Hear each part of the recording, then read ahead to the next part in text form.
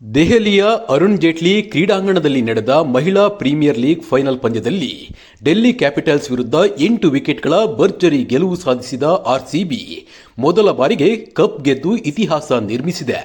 16 ವರ್ಷಗಳಿಂದ ಒಮ್ಮೆಯೂ cup ಗೆಲ್ಲದ RCB ತಂಡದ ಕೊರತೆಯನ್ನ ಮಹಿಳಾ ತಂಡ ನೀಗಿಸಿದೆ. ಮಹಿಳಾ ಪ್ರೀಮಿಯರ್ ಲೀಗ್ 2ನೇ ಆವೃತ್ತಿಯಲ್ಲೇ ಕಪ್ ಗೆದ್ದು ಸಂಭ್ರಮಿಸಿದೆ.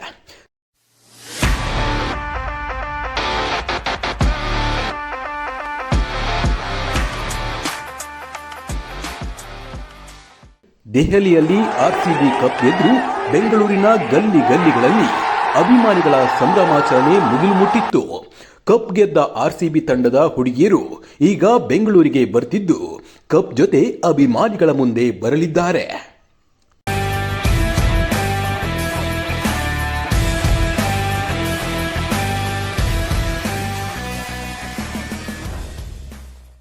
ಹೌದು, ಕಪ್ ಗೆದ್ದಿರುವ ಸ್ಮೃತಿ ಮಂದಾನ ಪಡೆ ಇವತ್ತು ಬೆಂಗಳೂರಿಗೆ ಬರ್ತಿದೆ. ಮಾರ್ಚ್ 19ರಂದು ಚಿನ್ನಸ್ವಾಮಿ ಕ್ರೀಡಾಂಗಣದಲ್ಲಿ ಆರ್ಸಿಬಿ ಅನ್ಬಾಕ್ಸ್ ಕಾರ್ಯಕ್ರಮ ನಡೆಯಲಿದ್ದು ಆರ್ಸಿಬಿ ಮಹಿಳಾ ತಂಡ ಹಾಜರಾಗಲಿದೆ. ಮಂದಾನ ಪಡೆ ಮತ್ತೊಮ್ಮೆ ಅಭಿಮಾನಿಗಳ ಮುಂದೆ ಕಪ್ ಎತ್ತಲಿದ್ದಾರೆ.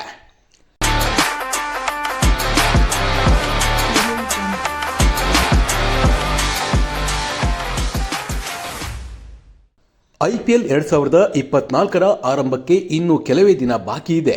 ಮಾರ್ಚ್ 19ರಂದು ಚಿನ್ನಸ್ವಾಮಿ ಕ್ರೀಡಾಂಗಣದಲ್ಲಿ ಅನ್ಬಾಕ್ಸ್ ಕಾರ್ಯಕ್ರಮ ನಡೆಯಲಿದ್ದು ಆಟಗಾರರ ಜರ್ಸಿ ಅನಾವರಣ ಜೊತೆಗೆ ಹಲವು ಅಚ್ಚರಿಯ ಘೋಷಣೆಗಳನ್ನ ಮಾಡಲಿದೆ.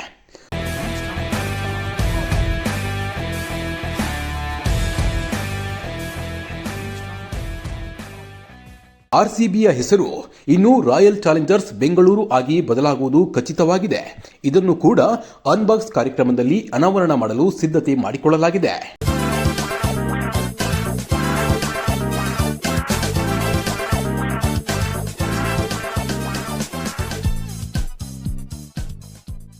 ಮಹಿಳಾ ತಂಡ ಕಪ್ ಜೊತೆ ಇರುವ ದೃಶ್ಯವನ್ನ ಕಣ್ತುಂಬಿಕೊಳ್ಳಲು ನೀವು ಚಿನ್ನಸ್ವಾಮಿ ಕ್ರೀಡಾಂಗಣಕ್ಕೆ ಹೋಗಬೇಕಾಗುತ್ತದೆ.